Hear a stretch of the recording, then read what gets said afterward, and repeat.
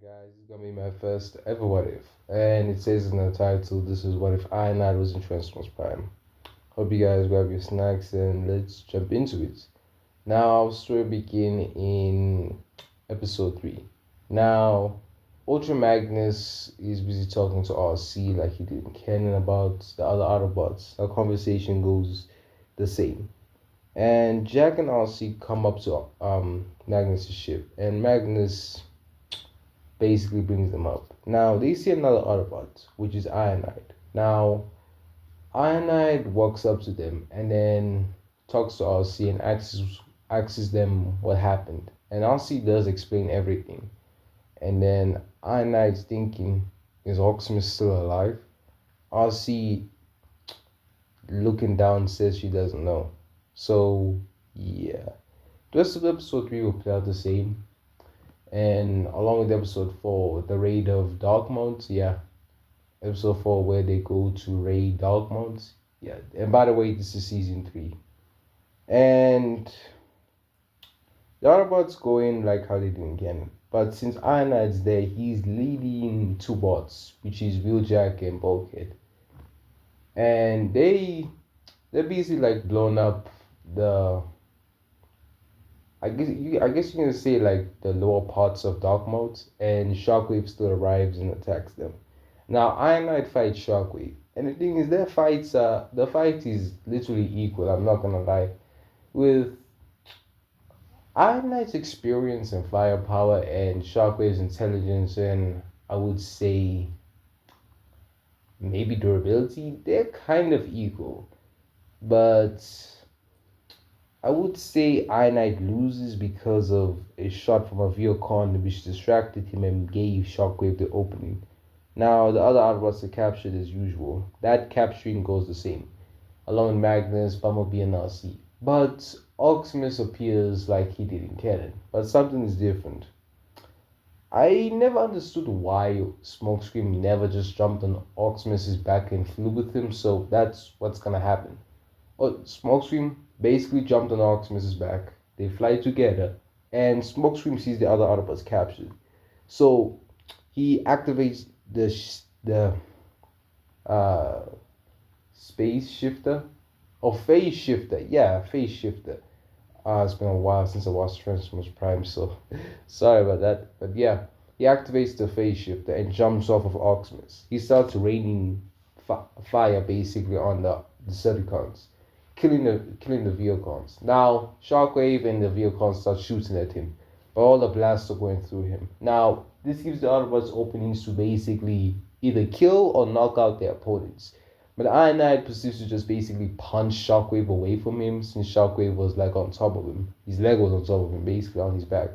And Bumblebee and RC would just kill the Viocons that are holding them hostage basically. And Wheeljack takes off his well pulls out his blades and slices the other Viocons, and Bulkhead basically smashes or just shoots the other Viocons. And now Autobots leave and the rest of the episode plays out the same.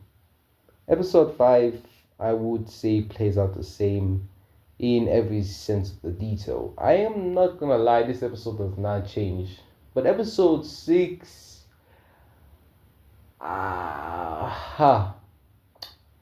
yeah, I think it might change. Actually, I think it will, because Ironhide will be with the Wreckers.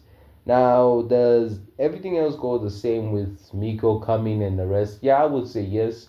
But when they're fighting Predaking, it's a bit more different. With Ironhide being there, I think it actually provides more cover and more muscle. Would they manage to basically take the Predacon bone from Predaking? I would say yes, because the experienced warriors. It makes no sense they're gonna lose to Predaking. I ain't gonna lie, Predaking overrated, so yeah, but that's my opinion. But yeah, they managed to take it from Predaking. So episode 6 does change a bit, but not for much. Episode 7 though will play out the same. Same with episode 8. But episode 9 will play out a bit differently. When the Autobots obviously come in to raid the lab. Well, technically they don't know it's lab. They think it's an energon mine, but it's actually a lab. They grab the energon like they did in canon, and they split up into teams. Now the teams that go in there are Smokescreen, Bulkhead, and I'm gonna add Bumblebee, while I and add Ultra Magnus and Wheeljack go to the other location. And the rest of the episode will basically play out the same, I'm not gonna lie. And like when they fight Predaking, well after blowing up all the Predacons, when they fight Predaking it's a bit different. Because Ultra Magnus doesn't lose his hand in this timeline. I'm not gonna lie, like all three of them together, I would say rival Predaking. But that's my opinion, like I said.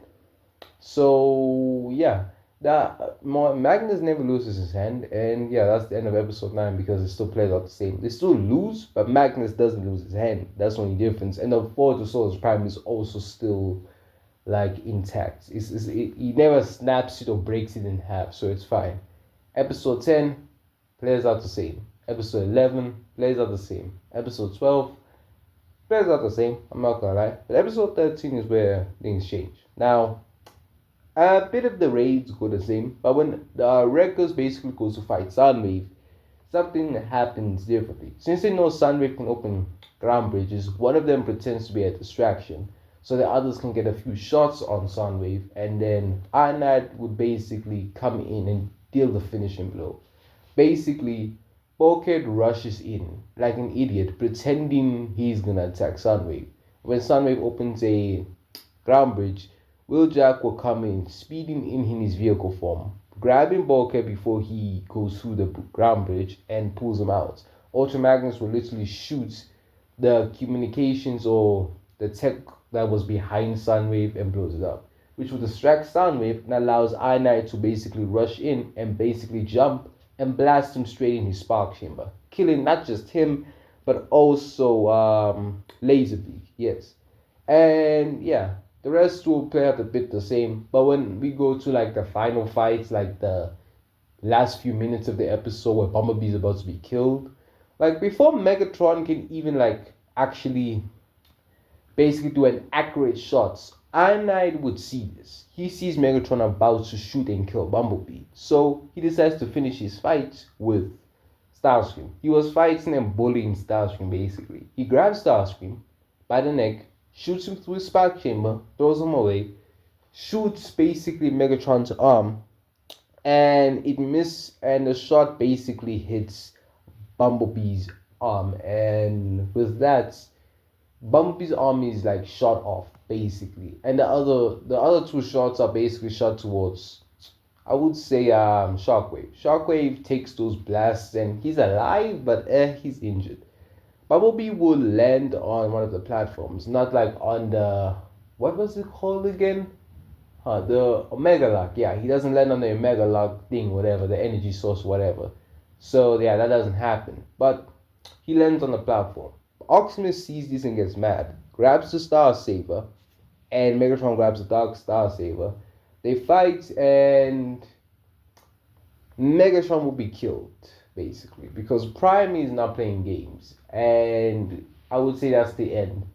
And Transformers Prime Pericons Rising or whatever the movie, the movie basically, or you know what I'm gonna call it, season 4. Let's just say it's season 4. Yeah, it's a movie, but doesn't matter.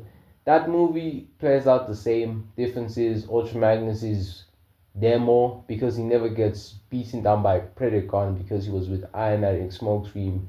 And the reason why he lost was because he was worried about Smokescreen, but since Iron Knight is there to give him cover fire, Magnus doesn't really worry much about Smokescreen. So yeah, that would be the end basically of this what if, because it won't change much since Iron Knight technically arrived in season 3. So yeah, I would say this is the end of this what if, and hope you guys enjoyed it.